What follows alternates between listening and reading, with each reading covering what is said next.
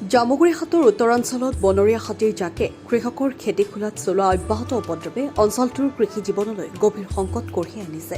নামেৰি বনাঞ্চলৰ পৰা খাদ্যৰ সন্ধানত জনাঞ্চললৈ অহা প্ৰায় ৬০-৭০টা বনৰীয়া হাতীৰ জাকে বিগত কিছুদিন ধৰি বামুনিপাম, খেৰণী টাপু, বৰদিগ্ৰাই, খনবস্তি আৰু বালিচাপৰি আদি গাঁৱৰ কৃষিভূমিত ব্যাপক ক্ষতি সাধন কৰিছে। ধাননি পথাৰ, শাক পাচলিৰ খেতি আৰু আন কৃষি উৎপাদন সম্পূৰ্ণৰূপে নষ্ট হোৱাৰ ফলত বহু কৃষকে কঠিন আৰ্থিক সংকটৰ সন্মুখীন হ'বলগীয়া হৈছে। কৃষকৰ বছৰজোৰা পৰিশ্ৰম মুহূৰ্ততে ধ্বংস হোৱাত অঞ্চলটোত গভীৰ উদ্বেগৰ সৃষ্টি হৈছে। যোৱা নিশা হাতীৰ জাকটোৱে পুনৰ খেৰণী অঞ্চলত উপদ্ৰৱ চলাই বহু কৃষকৰ পকী ধাননি পথাৰ চপাই খাই নষ্ট কৰাৰ লগতে কেইবাটাও টঙি ঘৰ ভাঙি পেলায়। এই ঘটনাই স্থানীয় কৃষক সমাজক অধিক আতংকিত কৰিছে। ঘটনাৰ পিছতে বন বিভাগৰ দল ঘটনাস্থলীত উপস্থিত হৈ পৰিস্থিতি পৰ্যবেক্ষণ কৰে। বন বিষয়াই ক্ষতিগ্ৰস্ত কৃষকসকলক নিয়ম অনুসৰি ক্ষতিপূৰণ প্ৰদানৰ আশ্বাস দিয়াৰ লগতে হাতীৰ প্ৰতিৰোধৰ বাবে বৈদ্যুতিক ফেন্সিং স্থাপনৰ কথা উল্লেখ কৰে।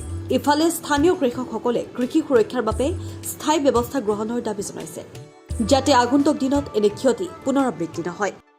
বৰ দুৰ্ভাগ্যজনক কথা, যাৰ পৰহি হাতী আহি স্থানীয় লোকসকলৰ খেতি নষ্ট কৰে। ক্ষতি নষ্ট কৰে বুলি আমি বিশেষ সূত্ৰে গম নাপাওঁ, কিন্তু ধন্যবাদ সাংবাদিক মাধ্যমক। তেখেতসকলে আমাক ফোন কৰে। ফোন কৰাৰ লগে লগে আমি ততাতৰিকৈ আহি উক্ত স্থানত হাতীয়ে যি নষ্ট কৰি গৈছে খেতি, সেইখিনি অনুসন্ধান কৰি তেখেতসকলক আমি বিভাগীয় নিয়ম অনুযায়ী যি খেতি নষ্ট হোৱাৰ পৰিমাণ পায় আমি তেখেতসকলক কাগজ পত্ৰ দিওঁ আৰু আমি এই গোটেই বিষয়খিনি উৰ্ধ্বতম কৰ্তৃপক্ষলৈ প্ৰেৰণ কৰোঁ। তাতোকৈ তাৎপৰ্যপূৰ্ণ কথা যে যিসকলে খেতি কৰিছে তেখেতসকল একেই নিচেই আমাৰ নামেৰি ৰাষ্ট্ৰীয় উদ্যানৰ ওচৰতে কৰে আৰু হাতীখিনিয়ে খাদ্যৰ সন্ধানত ইয়ালৈ ওলাই অহাটো স্বাভাৱিক। আৰু তেখেতসকলে আমাক কোনো ধৰণৰ আগতীয়াকৈ হাতী দেখিলে খবৰ নিদিয়ে। হাতীয়ে যেতিয়া খেতি নষ্ট কৰি গুচি যায় তাৰপিছত তেখেতসকলেতো ফোন নকৰেই বা আমাক নজনায়, কিন্তু সাংবাদিক মাধ্যমক পুনৰ মই কৈছোঁ, তেখেতসকলে কোৱাৰ লগে লগে আমি আহি উপস্থিত হওঁ। আজি ঠিক তেনেদৰে আহি ইয়াত উপস্থিত হৈছোঁ। যিখিনি মানুহৰ খেতি নষ্ট হৈছে তেখেতসকলৰ গোটেই খেতিত আমি সম্পূৰ্ণ চোৱা চিতা কৰি আকৌ আজি ঠিক তেনে আগৰ দৰেই তেখেতসকলক আমি যাৱতীয় যি নথি পত্ৰ লাগে সেইখিনিলৈ আমাৰ কাৰ্যালয়লৈ মাতিছোঁ।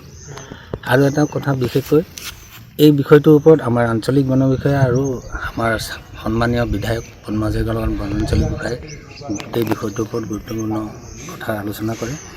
আৰু তেখেতসকলক আমি এইটোৱে অনুৰোধ জনাইছোঁ যাতে যিটো আমাৰ ঝাটকা লাইন আছে সেই লাইনটোত তেখেতসকলে সম্পূৰ্ণৰূপে যদি তদাৰক কৰে তাকে ক'ব বিচাৰিছোঁ। 1 নম্বৰ উদ্দেশ্য হ'ল ইয়াৰ মেইন ঝাটকাখন আমি সুৰক্ষিত ৰাখিব পৰা নাই, কিয় কি মানে বেটেৰীটো কাম নকৰে। তেতিয়া দিছিলে ইয়াতকৈ বছৰ 3-4 বছৰ একদম ধুনীয়াকৈ চলিলে।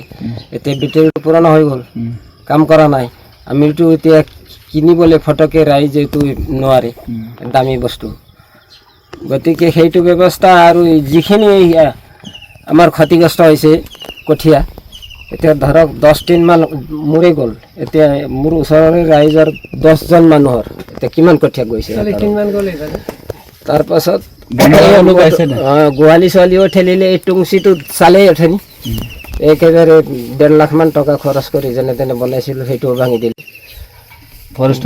ফৰেষ্টৰ মাতোতে আহে একদম এই কালি পৰহি হাতী আহিলে, 2 দিনে আহিলে ধৰক, সেইদিনেও আহিলে, আজিও আহিলে। ক্ষতিপূৰণ দিম বুলি কৈছে, ক্ষতিপূৰণ দিম বুলি কৈছে। আমি ব্যৱস্থা কৰিম বুলি লিখি পেলাই লৈ গৈছে। আজি 2 দিন হৈছে নহয় জানো? 2 দিন হৈছে, কিন্তু এই গাঁৱত ৰাতি আহি এই জংঘলীয়া হাতী আহি আমাৰ এই কঠীয়া চটীয়া বা কচু তেনেকুৱা বহুতখিনি নষ্ট কৰি দিছে। কিন্তু মই এইটোৱে অনুৰোধ কৰিব বিচাৰিছোঁ যে